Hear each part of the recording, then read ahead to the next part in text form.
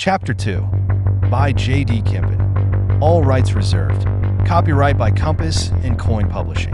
The terrible storm that had torn through the Madison area last night left a cold edge to the air, as if the world itself were mourning. Samantha's mother's house in the countryside of Middleton, Wisconsin, sat in a quiet corner, encased by trees now showing their relief from the thunder and rain. The prior night's storm had caused leaves to lay scattered like memories across the lawn.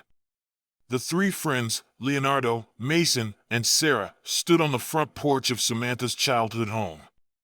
The cool breeze felt like a hollow ache that settled in each of their hearts as Samantha was missing from their lives. Leonardo stood tense, hands clenched and tucked into the pockets of his gray blazer, its color nearly blending into the early morning gloom. At 29, he was the team's reliable wise old man, a seasoned computer science major with a mind sharpened by his military days, accustomed to working through problems bit by bit until the truth lay bare. Usually sharp and determined, he now stood shadowed with grief. He took in a deep breath, as if hoping the cold could steal his thoughts. Can we agree to a truce today? For her? Silence hung in the air for a moment, then Sara nodded, tears gathering in her eyes. For Sam.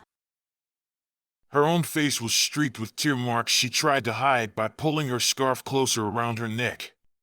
She wore a black designer coat, tailored to perfection, another quiet mark of the privilege of her Chicago upbringing.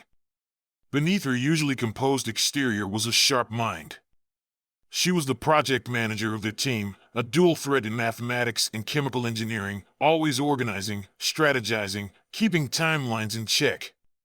A 25-year-old brunette with intense brown eyes that could cut through any problem, now clouded by grief but focused as ever, her mind still working through the last details of that night. Mason said sadly, This is gonna be a tough day. Mason leaned against the creaky porch railing, the morning chill biting through his thin jacket. Usually outgoing with self-deprecating humor, today he wore a somber silence. The laid-back electrical engineer, the one who always kept their spirits high with his easy humor, now seemed burdened by an invisible weight. His tall frame slumped, mirroring the despair that clung to them all.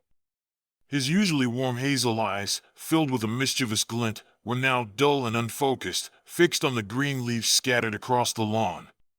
Even his carefully chosen outfit, his best jeans and a second-hand button-down, seemed to betray his internal turmoil. A misplaced button and a tousled mop of curly brown hair stood in stark contrast to his usual meticulousness. He swallowed hard, his fingers digging into the rough of the railing, and finally, with a raw honesty that surprised them all, he spoke. It's just, this doesn't feel right. Samantha's life was more than an accident in a storm. Tears welled up in his eyes as Sara reached out, her fingers wrapping gently around Mason's arm in a loving, instinctive gesture of comfort. Mason leaned in slightly, perhaps expecting a kiss, but instead, she took hold of his shirt collar and fixed the top button of his second-hand shirt. He blinked, momentarily taken aback, his posture tightening in surprise.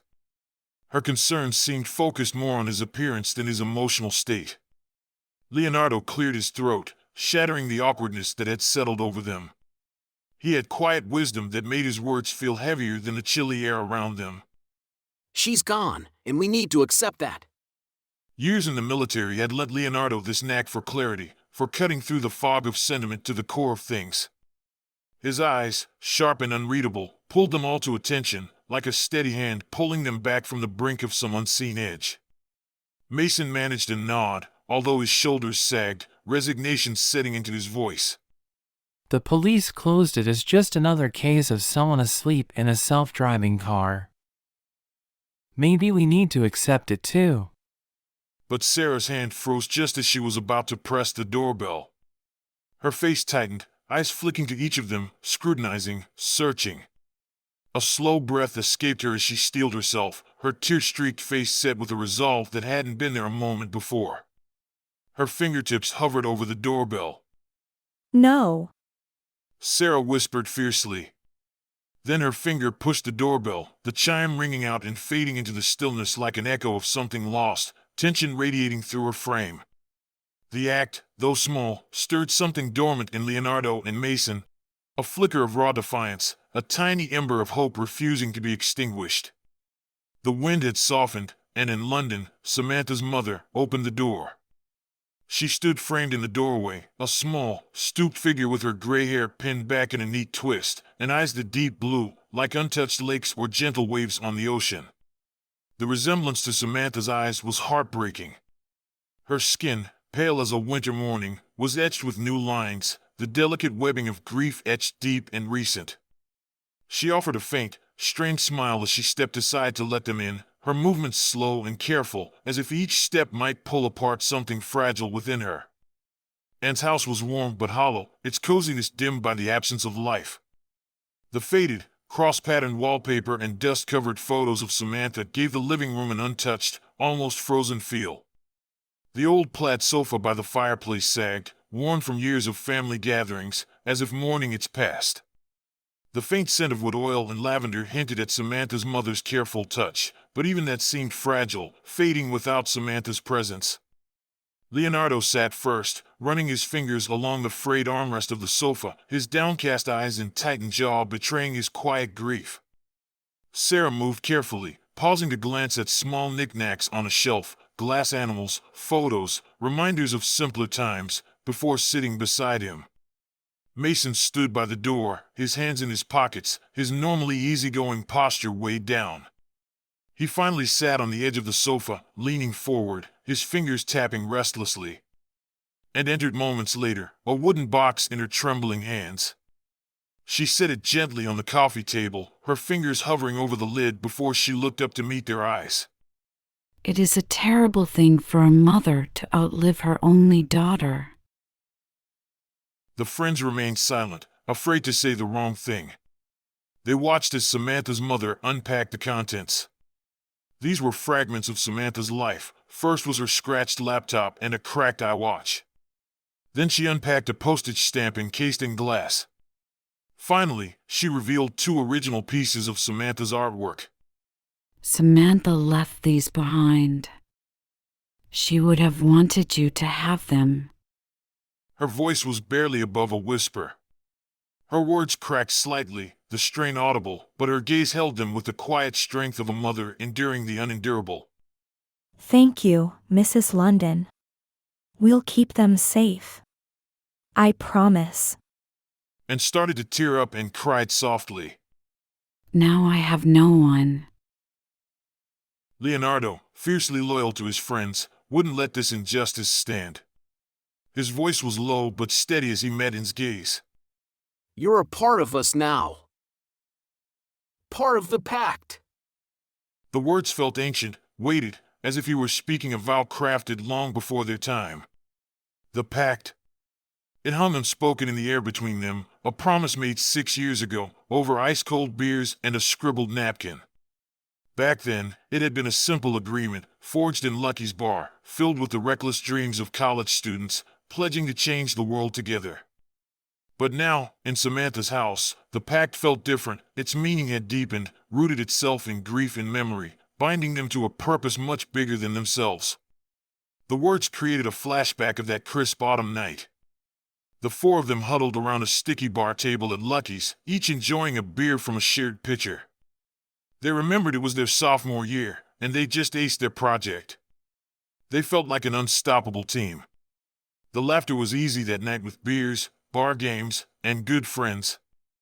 But it was Samantha's vision that set that night ablaze with a single idea, scribbled on a napkin. Samantha slapped her palm on the table, making the beer glasses rattle. I've got it. She declared, her eyes blazing. She grabbed a napkin and a pen, sketching furiously. What if we design an AI brain like a dartboard? The bullseye would be the core brain, its personality, programmed by us. Then, concentric circles, the learning brain to write its own code, the creative brain to explore new ideas, the hypothesis brain to predict outcomes and human reactions, and the decision brain on the outermost layer. Each part working together, but the bullseye keeps it grounded.